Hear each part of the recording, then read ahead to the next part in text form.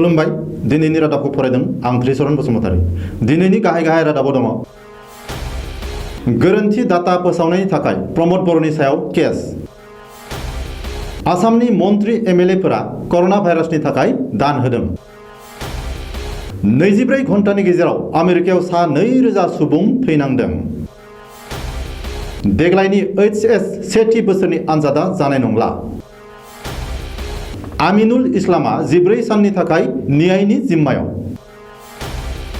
बागाजानि गामिनि लाइमोनफोरा गामिनि निखावरिफोरनो जाग्रा मुवा रानदों।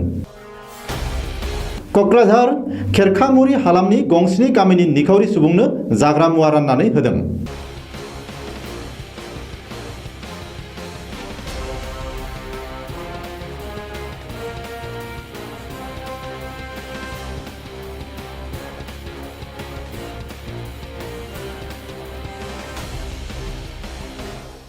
दानिया आबुं रादाब।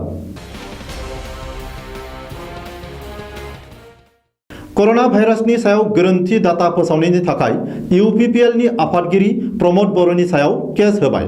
सुलुंनि बादिब्ला बड'लेण्ड रादाब मुंनि मोनसे इउटिउब खौरां बिजोंजों मोगा-मोगि लानाय समाव प्रमद बर'आ कर'ना भाइरास सन्देरजानाया भारतआव 30,000 जाबाय होननानै मख'दोंमोन। जाय समाव भारतआव कर'ना भाइरास सन्देरजानाया 4,000बो जायाखैमोन। प्रमद बर'नि बे गोरोन्थि डाटा फोसावनायनि सायाव कक्राझार पुलिस स्टेशनाव केस होदों सुलेमान नार्जारिया।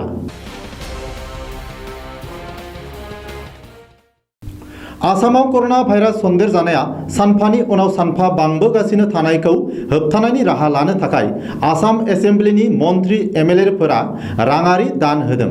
मंगलबारखालि गिबि मन्त्रि सर्बानन्द सन'वाल आरो मन्त्रि एमएलएफोरनि गेजेराव जानाय मोनसे जथुमनि गेजेरजों आसाम एसेम्ब्लिनि गासैबो मन्त्रि एमएलएफोरनि दान बान्थाखौ दानफ्रोम 30% बोसोरसेनि थाखाय दानख'नो थिरांथा लायो।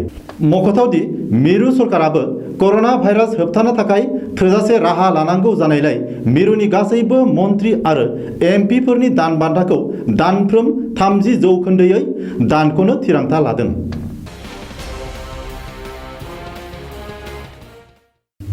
गिख्रंथाव कर'ना भाइरासआ मुलुगनि गोहोगोरासिन हादर आमेरिकाखौ थेर-बेथेर खालामनो लामा लादों। थांनाय हरनि 12 रिंगासिम 24 घन्टानि गेजेराव आमेरिकायाव कर'ना भाइरासजों सा 2,000 सुबुङा जिउ खोमानाङो। मख'थावदि आमेरिकायाव कर'ना भाइरासजों सन्देरजानाया 4 लाखनिबो बांसिन जाबाय। बिसोरनि गेजेराव निउयर्क नोगोरावनो बयनिख्रुइ बांसिन सा 5,500 सुबुङा थैनांबाय। काउन्सिलजों खुंजानो गोनां 2020 मायथाइनि एचएस सेथि बोसोरनि आनजादा जानाय नंला। एचएस सेथि बोसोरनि गासैबो फरायसाफोरखौनो आनजाद लायालासे एचएस नैथि बोसोराव बारहोहरगोन। मुलुगनाङैनो महामारि खालामनाय कर'ना भाइरासआ आसामावबो गिख्रंथावै साग्लोबनायखौ नोजोर होनानै आसाम हायार सेकेन्डारि एडुकेसन काउन्सिलआ बे बिथांखिखौ लानो सिगांदों। मख'नो गोनांदि एचएस सेथि बोसोरनि आनजादखौ थांनाय 25 मार्चनिफ्राय 9 एप्रिल खालारनि गेजेराव खुंनायनि बाथ्रामोन। नाथाय कर'ना भाइरासनि थाखाय हादरनाङै लकडाउन खालामनायनि थाखाय आनजादखौ फावसायनो गोनां जादोंमोन। बबेखानि आथिखालावबो लकडाउन सोलिगासिनो थानायजों लोगोसे आंखाल जानायनि थाखाय काउन्सिलआ देग्लायनो एचएस सेथि बोसोरनि आनजादखौ खुङालाबा फरायसाफोरखौ थाखो बारहोनो बिथांखि लानो गोनां जादों होननानै सानना लानाय जादों।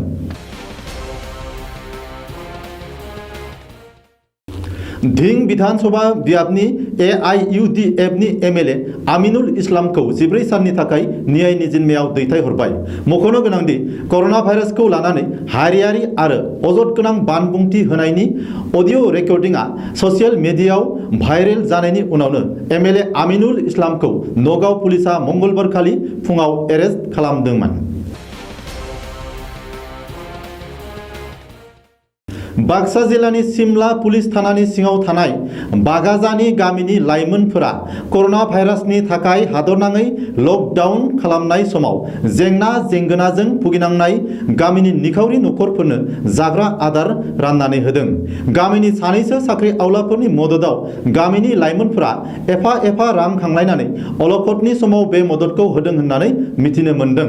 बबेखानि बागाजानि गामिनि लाइमोनफोरा माइरं, दालि, आलु, थाव गुबै, संख्रि संख्रि सयाबिन आरो साबोनफोरखौ अलखदनि समाव गामिनि निखावरि नखरफोरनो राननानै होदों। कर'ना भाइरासनि थाखाय हादोरनाङै लकडाउन जानायनि थाखाय भुगिनांनाय खेरखामुरि हालामनि गंस्नि गामिनि निखावरि नखरफोरनो दिनै हालामनिनो माखासे सुबुं अनफावरि सुबुंफोरा लोगो नांनानै जाग्रा मुवा राननानै होयो। सुलुंनि बादिब्ला खेरखामुरि हालामनि गं 65 निखावरि नखरनो आजिरा मोननाय रेन्जार मानिक ब्रह्म, उजानपारा गुदि फरायसालिनि गाहाय फोरोंगिरि अरुण कुमार मुसाहारि आरो बेजाजेल मिसन सोलोंसालिनि गोरायुं गर्जन मुसाहारिमोना नखरफ्रोमाव 10 केजि माइरं, गोथां थाव लिटारसे, संख्रि 1 किल'ग्राम, दालि सेरसे आरो बायदि बायदि मुवा राननानै होयो। दा बे ओनसोलाव जोंहा नैबे जोंनि जियागुरि बेजालेल मिसन स्कुलनि बिथां प्रिन्सिपाल गर्जन मुसाहारि आरो सार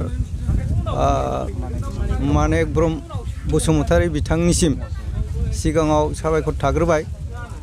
दा बिथांमोना बे लकडाउननि समाव गरिब गुन्द्रा मावनो मोनै खामानि मावनो मोनै हालुवा गरिबफोरा बे लकडाउन समाव जोबोद दिगदारि जानानै दं जानाय लोंनायनि फारसे। दा बेखौ नोजोर होनानै बिथांमोनहा जा हादों गावनिफ्राय एसे माइरं दालि रानदों। दा बेवहाय हेफाजाब होफानो मोननानै आंबो जोबोद मोजां मोनदों गावखौनो। सरकारनि बिथोन बायदियै जोङो मानिनानै दा बे लकडाउनखौ मानिनानै ससियेल डिस्टेन्सखौ मानिनानै माइरंखौ राननायनि सेस्था खालामदों। सार गौतम सार जोंनो जानाय आदार हरनायखाय गरिब गुन्द्राफोरनि थाखाय हरनायखाय जों सारखौ मोजां मोनदों आरो बिथांखौबो जों मोजां मोनखायो।